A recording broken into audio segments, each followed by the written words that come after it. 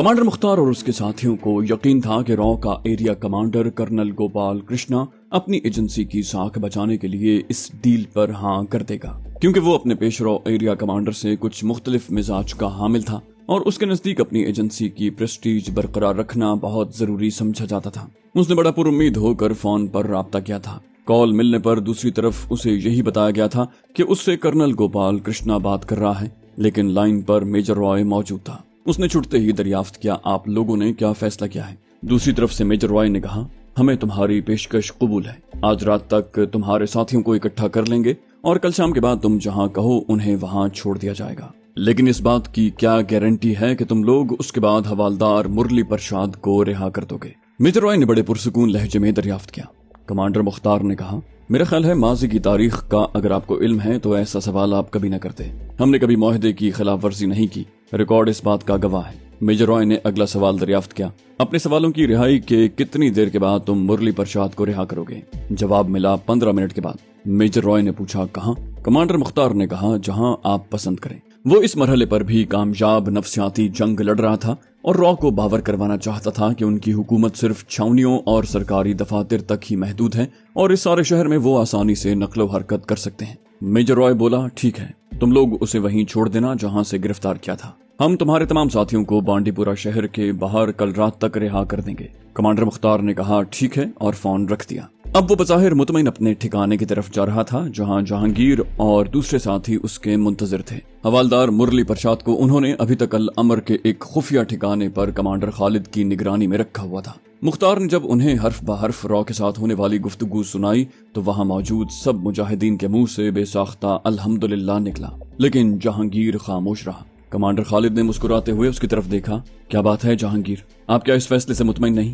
جہانگیر کے منہ سے بے ساختہ نکل ہی گیا، نہیں۔ سب نے چونک کر اس کی طرف دیکھا۔ مجاہدین حیرانی اور پریشانی کے ملے جلے جذبات لیے اس کی طرف متوجہ تھے۔ کمانڈر مختار نے پوچھا، کیا مطلب ہے آپ کا؟ جہانگیر نے بڑے اطمینان سے جواب دیا، مختار بھائی برا مت ماننا، مجھے دال میں کچھ کالا نظر آ رہا ہے۔ کمانڈر خالد نے قدرے اونچی آواز میں کہا، لیکن اس کی کوئی معقول وجہ تو ہوگی۔ جہانگیر بولا، ہاں ہے۔ کیا آپ لوگ بھارتی انٹیلیجنس ایجنسیوں سے متعلق کسی خوش فہمی کا شکار ہیں؟ میرا دل نہیں مانتا کہ انہوں نے ہمارے 10 ساتھیوں کو محض 2 ٹیلی فون کالوں کے بعد رہا کرنے پر آمادگی ظاہر کر دی، جبکہ ہم نے ان کے ایک کیپٹن کو مار ڈالا اور ان کے خلاف یک کے بعد دیگرے 3-4 کامیاب کارروائیاں بھی کی۔ جہانگیر نے اپنا اندیا ظاہر کیا۔ ابھی تک وہ اپنی زبان پر وہ امکانات لانے سے ہچکچا رہا تھا جو مستقبل میں ممکن ہو سکتے تھے۔ کمانڈر خالد اور مختار دونوں نے ایک لمحے کے لیے اس کی طرف دیکھا، پھر دونوں ہی گہری سوچ میں ڈوب گئے۔ واقعی جہانگیر نے سچ کہا تھا۔ کمانڈر مختار نے ہمت کر کے پوچھ لیا، آپ کے خیال میں ان کا کیا رد عمل ہو سکتا ہے؟ حالانکہ جہانگیر نے اس سوال کا جو بھی جواب اسے دینا تھا اس کا کمانڈر مختار کو بخوبی اندازہ تھا۔ جہانگیر نے کہا، خدا نہ کرے ایسا ہو، لیکن مجھے ڈر ہے کہ وہ لوگ انتقاماً ہمیں بہت سی لاشوں کا تحفہ دیں گے، کم از کم ان 10 مجاہدین کے متعلق جن کی لسٹ ہم نے انہیں دی ہے۔ میں کسی غلط فہمی یا خوش فہمی کا شکار نہیں۔ کمانڈر مختار اور خالد نے گردن جھکا لی۔ شاید ان دونوں کو اس بات کا افسوس ہو رہا تھا کہ انہوں نے اتنے اہم فیصلے کرتے ہوئے جہانگیر کو کیوں اعتماد میں نہیں لیا۔ جہانگیر کو یہ بات کہہ کر عجیب سے پچھتاوے کا احساس ہونے لگا تھا، لیکن اس کا ضمیر مطمئن تھا کہ اس نے سچ بات کہہ دی ہے۔ اب بھی ممکن تھا کہ مجاہدین اگلے 24 گھنٹوں میں کوئی بھی ایسا منصوبہ بنا لیتے جس سے وہ را کی سازش کو بیلنس کر سکیں اور پھر اس کے ذہن نے خود ہی اس طرف رہنمائی بھی کر دی۔ جہانگیر نے کہا، فی الوقت میرے ذہن میں ایک ہی بات آ رہی ہے۔ سب ہمتن گوش ہو گئے۔ کمانڈر خالد اور مختار نے امید بھری نظریں اس کے چہرے پر گاڑ دی۔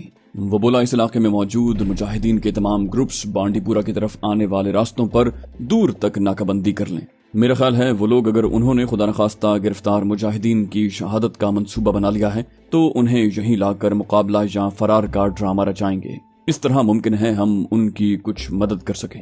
جہانگیر نے اپنی بات مکمل کی۔ وہاں موجود تمام مجاہدین پر سناٹا طاری تھا۔ کمانڈر مختار نے کہا، ٹھیک ہے۔ کمانڈر خالد نے بھی اس بات میں سر ہلا دیا۔ انہوں نے فوراً ہی وہاں زمین پر نقشہ پھیلا لیا تھا اور مشاورت کرنے لگے تھے۔ قریباً آدھ گھنٹے کی عرق ریزی کے بعد بالآخر انہوں نے ایک الگ نقشہ بنا کر ایسی خفیہ کمین گاہوں کی نشاندہی کر لی تھی جن پر چھپ کر وہ بھارتی فوج پر گھات لگا سکتے تھے۔ یہ بڑا اہم مشن تھا جس کی کامیابی پر ہی مجاہدین اپنے ساتھیوں کو را کے شکنجے سے نکال کر اپنی نفسیاتی برتری برقرار رکھ سکتے تھے۔ بصورت دیگر اس علاقے میں اگر ایک مرتبہ بھارتیوں کو قدم جمانے کا موقع مل جاتا تو وہ ان کے لیے بے پناہ مسائل پیدا کر دیتے۔ کمانڈر مختار نے کہا، میرے خیال سے اب ہمیں ایک لمحہ ضائع نہیں کرنا چاہیے۔ دوسرے ہی لمحے مجاہدین کے مختلف گروپ کمانڈر اپنے اپنے ساتھیوں کو الگ الگ ہدایات جاری کر رہے تھے۔ اگلے روز سر شام ہی انہوں نے خود بانڈی پورہ کی طرف آنے والے راستوں پر اس طرح کیموفلاج کر لیا تھا کہ بھارتیوں کے لیے انہیں تلاش کرنا ممکن نہ رہا۔ ان کی مورچہ بندی اس مفروضے پر قائم کی گئی تھی کہ بھارتی فوج ڈیمانڈ کردہ مجاہدین کو اس علاقے میں لا کر ہی شہید کرے گی، اور وہ اس طرف آنے والے کسی بھی بھارتی کنوائے پر گھات لگا کر حملہ کریں تو ان کے قبضے میں موجود مجاہدین کو فرار کروانے میں کامیاب ہو سکتے ہیں۔ مجاہدین جانتے تھے کہ وہ اپنے تمام ساتھیوں کو بہر صورت نہیں بچا پائیں گے، لیکن وہ اس طرح اپنی آنکھوں کے سامنے اپنے ساتھیوں کو بے بسی سے مرتے ہوئے بھی نہیں دیکھ سکتے تھے۔ عین ان لمحات میں جب مجاہدین اپنی منصوبہ بندیوں میں مصروف تھے، جہانگیر اور کمانڈر مختار ایک نئے منصوبے پر عمل کرنے جا رہے تھے۔ جہانگیر نے اپنا اندیا تو ظاہر کر دیا تھا، لیکن ان دونوں کو ابھی تک سمجھ نہیں آ رہی تھی کہ اگر ان کے خدشات درست ہی ثابت ہوئے تو اس کا ازالہ کیسے ممکن ہوگا۔ اچانک ہی ایک خیال بجلی کے کوندے کی طرح مختار کے دماغ پر لپکا اور اس نے اسے تائید غیبی ہی سمجھا۔ انہیں یقین تھا کہ اگر وہ اس منصوبے پر کامیابی سے عمل کر گزرتے تو را کے ساتھ اپنی گیم کو بیلنس کر سکتے تھے۔ کمانڈر مختار کو اگلے ہی روز اپنے ذرائع سے خبر ملی تھی کہ سوپور کے ریسٹ ہاؤس میں آج رات DIG پولیس رادھے شیام نے جو اس علاقے کا دورہ کر رہا تھا قیام کرنا ہے، کیونکہ حکومت نے مقبوضہ کشمیر میں نام نہاد انتخابات کروانے کے لیے تیاریاں شروع کی ہوئی ہیں، اور ان کا خیال تھا کہ اگر مقامی سسٹم کو وہ منظم کر لیں تو کچھ عجب نہیں کہ اس کی مدد سے وہ کسی حد تک ہی صحیح انتخابات کا ٹرن آؤٹ لے سکیں۔ اس طرح عالمی پریس کے سامنے اسے بڑھا چڑھا کر پیش کرنے کا موقع تو مل ہی جائے گا۔ DIG رادھے شیام کا تعلق تو سری نگر سے تھا، لیکن مقبوضہ J&K پولیس میں اسے بڑا اعلیٰ دماغ سمجھا جاتا تھا، اور یہ باور کیا جاتا تھا کہ وہ سوپور، بانڈی پورہ، اسلام آباد اور گرد و نواح کے علاقوں میں موجود بھارت نواز کشمیریوں کو احساس تحفظ دلا کر انتخابات کی تیاری میں حصہ لینے پر آمادہ کر سکیں۔ رادھے شیام مقامی کانگریس اور بھارت نواز لیڈرشپ کے ساتھ علاقوں کے خفیہ دورے پر نکلا ہوا تھا، جس کے بعد اس نے سرکاری طور پر دلی سرکار کو رپورٹ مرتب کر کے دینی تھی، اور اس رپورٹ کے بعد ہی بھارتی حکومت کوئی اگلا قدم اٹھاتی۔ رادھے شیام کے اس دورے کو بہت خفیہ رکھا گیا تھا، اور صرف چوٹی کے چند بھارت نواز سیاسی ورکرز کو ہی اس کی نقل و حرکت سے آگاہ کیا جاتا تھا۔ ایسے ہی ایک ورکر نے، جو دراصل مجاہدین کا سورس تھا، کمانڈر مختار کو بتایا تھا کہ آج رات رادھے شیام نے مقامی ریسٹ ہاؤس میں قیام کرنا ہے۔ کمانڈر مختار کی بات سن کر جہانگیر نے فوراً ہی جیسے اس کے دل کی بات کہتی بولا، اگر ہم آج رات DIG رادھے شیام کو اغوا کر لیں تو شاید خطرہ ٹل جائے اور ہم پھر سودے بازی کی بہتر پوزیشن میں آ جائیں۔ کمانڈر مختار نے کہا، ٹھیک ہے، لیکن اس مہم پر تم ہمارے ساتھ نہیں جاؤ گے کیونکہ یہاں کامیابی کے امکانات 20% سے بھی کم ہیں۔ جہانگیر نے کہا، کمال ہے، تجویز بھی میں نے پیش کی اور میں ہی نہ جاؤں، یہ کیسے ممکن ہے؟ تھوڑے رد و قد کے بعد بالآخر کمانڈر مختار بادل نخواستہ اسے ساتھ لے جانے پر تیار ہو ہی گیا۔ اس مشن کی اہم نوعیت کے پیش نظر انہوں نے اسے اپنے ساتھیوں سے بھی فی الحال خفیہ رکھا تھا۔ کمانڈر مختار اور جہانگیر کے علاوہ صرف ایک مجاہد ان کی معاونت کے لیے ساتھ تھا۔ انہوں نے اپنے فرن میں ہینڈ گرینیڈ اور پستول چھپا رکھے تھے۔ صرف جہانگیر کے پاس اوزی گن موجود تھی۔ تینوں شام ڈھلے گھر سے باہر آ گئے اور پیدل ہی اپنی منزل کی طرف گامزن ہوئے۔ انہوں نے سواری کے لیے پہلے ایک مقامی بس کا سہارا لیا، لیکن اپنے ٹارگٹ سے 2-3 فرلانگ دور ہی اتر گئے۔ ساحلی ریسٹ ہاؤس یہاں کا مشہور ریسٹ ہاؤس تھا، جسے محکمہ جنگلات کے اعلیٰ آفیسر استعمال کیا کرتے تھے، اور اب وہ سیکیورٹی فورسز کے زیر استعمال تھا۔ اسی ریسٹ ہاؤس میں DIG رادھے شیام مقیم تھا۔ کمانڈر مختار اور اس کا ساتھی عمران اس علاقے کے چپے چپے سے واقف تھا، البتہ جہانگیر کے لیے یہ جگہ اجنبی تھی۔ اسے کمانڈر مختار نے نقشے کی مدد سے سب کچھ سمجھا دیا تھا، اور ٹارگٹ سے کچھ فاصلے پر بھی انہوں نے ایک جگہ رک کر اسے ہاتھ کے اشارے سے مختلف راستوں کی نشاندہی کر دی تھی۔ تینوں اب محتاط ہو کر اور ریسٹ ہاؤس کی طرف جانے والی سڑک سے ہٹ کر درختوں کی اوٹ میں چھپتے چھپاتے اسی طرف جا رہے تھے۔ یہ علاقہ خاصا سرسبز اور گھنے درختوں سے بھرا ہوا تھا، لیکن ان تینوں کی توقعات کے برعکس را ضرورت سے زیادہ چوکس تھی۔ ان کے بس سے اترنے کے فوراً ہی بعد سڑک کے کنارے ایک سائیکل پر گزرتے سوار نے جب ان تینوں کو یہاں اترتے دیکھا تو اس کی چھٹی حس نے اسے خبردار کر دیا۔ یہ را کا مقامی ایجنٹ تھا جو یہاں بھیس بدل کر رہتا تھا۔ ریسٹ ہاؤس کے 3-4 کلومیٹر ایریا میں چاروں طرف کرنل گوپال کرشنا نے جاسوسی کا جال بچھا رکھا تھا۔ وہ اس مرحلے پر کوئی معمولی سا دھچکا بھی برداشت کرنے کے لیے تیار نہیں تھا۔ اسے علم تھا کہ اس طرح مجاہدین نے بھی ان علاقوں میں اپنے مخبروں کا جال پھیلا رکھا ہے، خصوصاً مقبوضہ کشمیر کی بھارت نواز سیاسی جماعتوں میں ان کے ہمدرد خاصی تعداد میں موجود تھے جو انہیں پل پل کی خبر سے آگاہ رکھتے تھے۔ اسے یہ تو علم نہیں تھا کہ مجاہدین کو اس کے گھناؤنے منصوبے کا ادراک ہو گیا ہے۔ اس نے تو حفظ ما تقدم کے لیے DIG رادھے شیام کی خصوصی نگرانی کروائی تھی، کیونکہ کرنل گوپال کرشنا کو یقین ہو چلا تھا کہ یہاں موجود سیکیورٹی فورسز کے سارے نظام کو مجاہدین نے لپیٹ کر رکھ دیا ہے، اور وہ جب بھی چاہیں سارے سیکیورٹی سسٹم کے لیے چیلنج بن سکتے تھے۔ رادھے شیام کی آمد پر اس نے مجاہدین کے جوابی مخبری نظام کو مد نظر رکھتے ہوئے اس ریسٹ ہاؤس کے گردا گرد 3-4 کلومیٹر میں اپنے جن ایجنٹوں کا جال پھیلایا تھا ان میں سے ایک بھی مسلمان نہیں تھا، کیونکہ گوپال کرشنا اس مرحلے پر کوئی خطرہ مول لینا نہیں چاہتا تھا۔ ایک ذہین انٹیلیجنس آفیسر ہونے کے ناطے اس نے اس تلخ حقیقت کو کبھی نظر انداز نہیں کیا تھا کہ جو شخص چند ٹکوں کے عوض اپنے ہم مذہبوں کے خلاف کام کرنے پر آمادہ ہو، اسے مزید چند ٹکوں کے عوض دشمن ان کے خلاف بھی استعمال کر سکتا ہے۔ اپنے ہیڈ کوارٹر میں سڑک پر مشتبہ نقل و حرکت اور 3 مشتبہ نوجوانوں کی خبر نے اس کے ہونٹوں پر مسکراہٹ جما دی۔ اس نے مقامی آفیسر انچارج کو مزید چوکس رہنے کا حکم دے کر میجر رائے کو طلب کر لیا تھا، جس نے یہ پیغام خود موصول کر کے اس تک پہنچایا تھا۔ اس نے میجر رائے سے کہا، چلو اچھا ہو گیا، جن 10 کو ہم آزاد کرنے جا رہے تھے ان کی جگہ پوری کرنے کے لیے 3 تو آج ہی مل گئے، باقی 7 بھی آج کل میں مل جائیں گے، ان کی گنتی کم نہیں ہوگی۔ اس نے زہریلی مسکراہٹ میجر رائے کی طرف اچھالی۔ میجر رائے بولا، یس سر۔ وہ جانتا تھا کہ اس موڈ میں دکھائی دینے والا کرنل گوپال کرشنا کتنا خطرناک ہو سکتا ہے۔ وہ بولا، میر صاحب، اس ایریا کا ہر نوجوان جو دہشت گردی میں ملوث ہے زبردست اہمیت کا حامل ہے۔ اگر یہ تینوں مشتبہ دہشت گرد ہیں تو معمولی ملزم نہیں ہو سکتے، کیونکہ ان حالات میں رادھے شیام کو اغوا کرنے کی ہمت کرنا بچوں کا کھیل نہیں۔ یقیناً اگر وہ اس طرف آئے تو رادھے شیام کو اغوا کرنے کی نیت ہی سے آئے ہوں گے۔ میرا خیال ہے اگر ان تینوں میں سے کوئی ایک بچ کر نکل جائے تو ہمارے لیے ڈوب مرنے کا مقام ہوگا۔ اس نے میجر رائے کو اپنا منصوبہ سمجھاتے ہوئے فوراً صورتحال کا کنٹرول خود سنبھالنے اور اسے پل پل کے واقعات سے آگاہ رکھنے کی ہدایت کر کے رخصت کر دیا۔ دوسرے ہی لمحے میجر رائے ان ایکشن تھا۔ اس نے اپنے منصوبے کے مطابق ریسٹ ہاؤس کی نگرانی پر مامور اپنے لوگوں کو حکم دیا تھا کہ جہاں کسی کو کانوں کان خبر نہ ہونے پائے اور DIG رادھے شیام کو محفوظ راستے سے را کے سیف ہاؤس میں منتقل کر دیا جائے۔ میجر رائے کے احکامات موصول ہوتے ہی را کی ٹیم حرکت میں آ گئی تھی۔ انہوں نے رادھے شیام کو اعتماد میں لے کر اگلے 10 منٹ کے اندر یہاں سے نزدیک ہی اپنے ایک سیف ہاؤس پر منتقل کر دیا تھا۔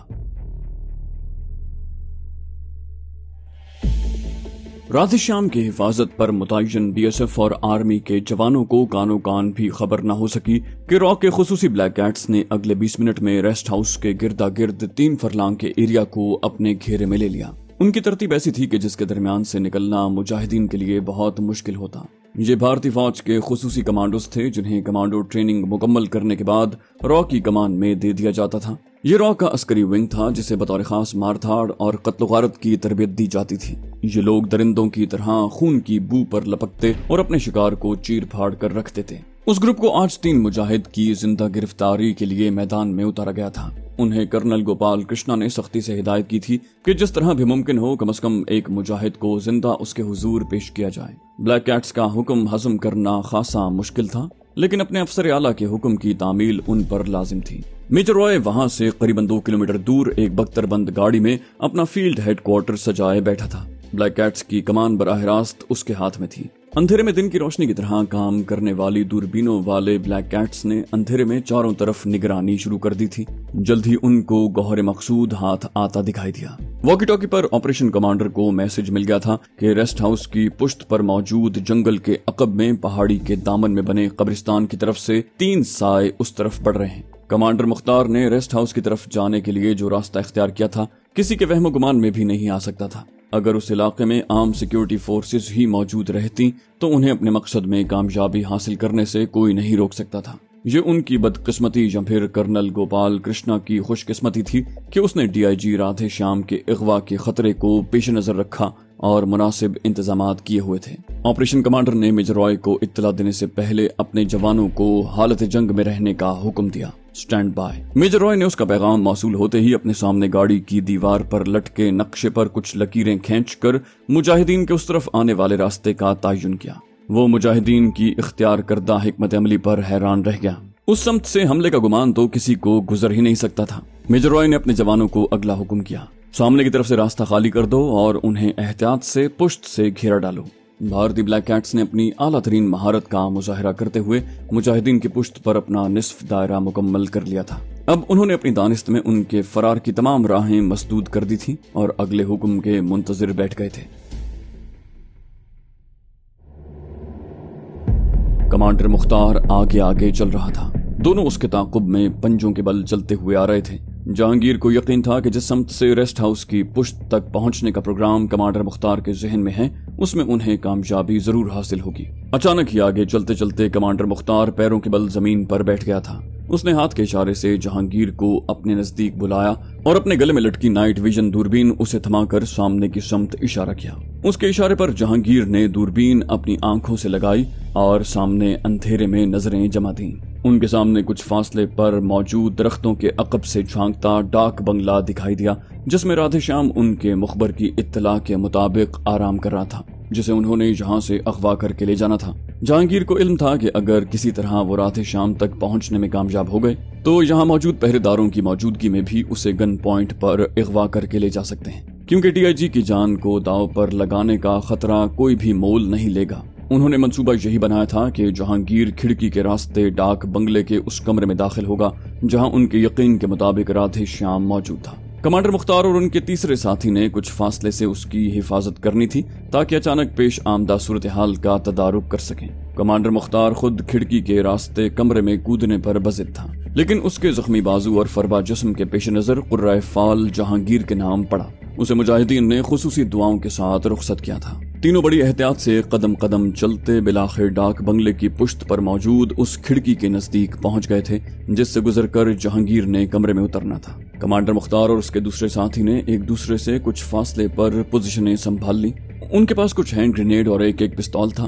اس کے علاوہ کچھ اور کپڑوں میں چھپا کر یہاں تک لانا ممکن ہی نہیں تھا۔ اپنی دانست میں تو وہ بڑی کامیابی سے اپنی منزل تک پہنچ گئے تھے، لیکن ان تینوں کو اس بات کا علم ہی نہ ہو سکا کہ قبرستان سے یہاں تک ان کی ایک ایک حرکت پر بلیک کیٹس کمانڈوز کی نظر تھی، اور وہ بلی کی طرح پنجوں کے بل چلتے ان کے تعاقب میں نصف دائرہ بنا کر آ رہے تھے تاکہ موقع ملنے پر اپنے طے شدہ منصوبے پر انہیں للکار کر ہتھیار پھینکنے اور گرفتاری کے لیے خود کو پیش کرنے کے لیے کہہ سکیں۔ بختر بند گاڑی میں موجود میجر رائے کو ایک ایک لمحے سے خبردار کیا جا رہا تھا، اور وہ ایک ماہر فوجی کمانڈر کی طرح اپنا گھیرا مجاہدین کے خلاف آہستہ آہستہ تنگ کرتا جا رہا تھا۔ جہانگیر اب کھڑکی کے نیچے کھڑا حالات کا جائزہ لے رہا تھا۔ پھر ایک نتیجے پر پہنچنے کے بعد اس نے اوزی گن کو اپنے گلے میں ہار کی طرح لٹکایا اور کھڑکی سے ملحقہ پر نالے کے ذریعے دیوار پر چڑھنے لگا۔ پرانے طرز تعمیر کی حامل اس عمارت کی کھڑکی قدرے بلندی پر بنی ہوئی تھی۔ جہانگیر نے اس برساتی پر نالے کے ذریعے قدرے اوپر جا کر کھڑکی کھول کر اندر کودنے کا پروگرام بنایا تھا۔ ابھی اس نے بمشکل پر نالے پر اپنے ہاتھ جمائے ہی تھے جب اچانک اسے محسوس ہوا جیسے وہ اندھا ہو گیا ہو۔ ڈاک بنگلے کی چھت سے سرچ لائٹ کی تیز روشنیاں اچانک یوں جاگیں کہ انہوں نے رات کو دن میں تبدیل کر دیا۔ ہالٹ، ہینڈز اپ، خبردار، اس کے چاروں طرف سے آوازیں سنائی دیں۔